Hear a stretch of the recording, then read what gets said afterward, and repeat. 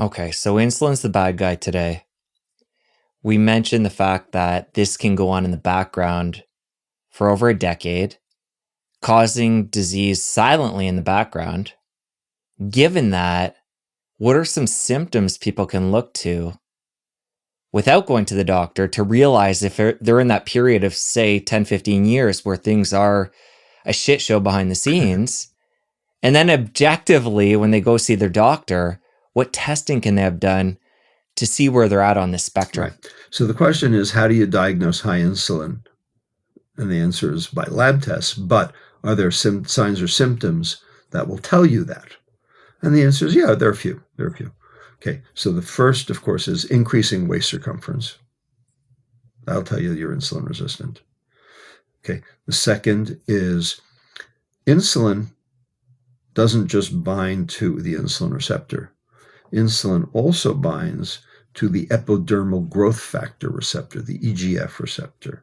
And this is on your skin, and it's particularly prevalent on extensor surfaces of the skin. So like your knuckles, or the back of your neck, or behind your knees, or in the cleavage areas like under your bra strap, okay, or under the mammary gland, okay? And what will happen is it will thicken it up, okay? Look like sort of like alligator skin, okay? And often it'll change color. It's particularly noticeable in African Americans, okay? And so this has a name. It's called acanthosis nigricans, acanthosis. When I was a med student in 1976, Robin's pathology textbook had one sentence on acanthosis nigricans. Okay, it was rare. I never saw it in pediatrics all through my residency. And now every kid in America has it, if you know where to look. And so what that's telling you is that the insulin level in the blood is high, because that's a manifestation of insulin binding to this epidermal growth factor receptor on the skin. So when you see that, you don't even have to draw the blood. You already know you got a problem. And I would point this out to parents in clinic.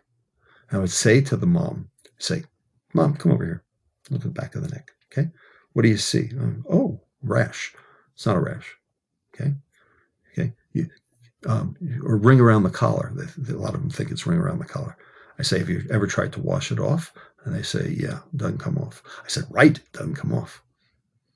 And so then I would go to the computer and I would type in acanthosis nigricans. And so all the images would come up.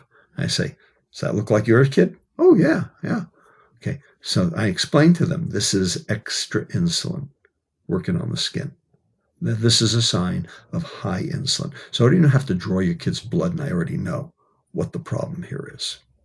Okay. And here's the problem, lady. Okay. Your kid eats, insulin's high, straight to fat. Your kid eats, insulin high, straight to fat. Kid grows bigger until finally kid gets so huge, so gargantuan, so enormous that your pancreas, which makes the insulin in your abdomen, can't even make enough for as big as your kid will have gotten. Your kid will have outgrown its insulin supply. And when that day comes, there won't be enough insulin to fat. Then the blood sugar stays in the blood, starts to rise, and now you got type 2 diabetes. That's where this is headed. So she goes, oh my God, that's terrible. I go, yes, it is. But the good news is you're here, and we could do something about it if you choose to. Of course I want to choose to, right? I say, well, the only thing we can do is get the insulin down. Get the insulin down. And the mom say, well, how do you do that? I go, best way, don't let it go up. So what makes it go up? Of course she doesn't know. I go, two things: refined carbohydrate and sugar. That's what makes insulin go up, which is true, by the way. Oh, branched chain amino acids also make it go up, but that's a little too much for them at that point. But that's basically how we handled all these patients. Basically explaining to them the clinical manifestations that we could show them linked to the pathophysiologic process, linked to interventions that we know are successful. And when they see it on their own kid's neck, and they see that it's a thing on the computer, okay, it goes away, the belief system aspect of it goes away, and they start understanding that they have to start taking in factual information, and that they actually have to do something lifestyle-wise to change their change their kids' trajectory in terms of metabolic risk. And I would say 50, based on our clinic data, 50% of the time, that was enough. It wasn't always enough, but it was enough a lot. For an adult that's noticing they have a lot of belly fat, they're figuring they're on this continuum we've been talking about of insulin resistance, they come to see you. What's the full panel of objective tests you do on them to see where they're at? We do a bunch of tests, but the best tests are the most expensive, and we don't usually do those. And some of them are research, only, so we don't do those. So what do we do? When they come in, what labs do we draw? Okay, basically, here's what we draw.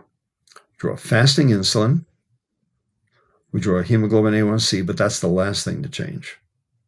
We draw fasting glucose, but that's even later to change. Okay, we draw a lipid panel, and specifically we're looking at ApoB and triglycerides, and we also draw an ALT, alanine aminotransferase, because that tells us about liver fat. That's sort of the basics. That's the basic package of the lab tests that we draw. Oh, I forgot. We also draw uric acid. And the reason for that is because sugar makes uric acid go up, and uric acid increases risk for hypertension and gout. So we basically, do cheap, simple tests that are easily available that insurance will cover. If you enjoyed that clip, you're going to want to head over here and catch a full episode. I'll see you over there. Insulin is the bad guy. I can't say it any simpler than that. Yes, glucose is bad too. I'm not saying it's not. Insulin's worse. Insulin is associated with all of the disease.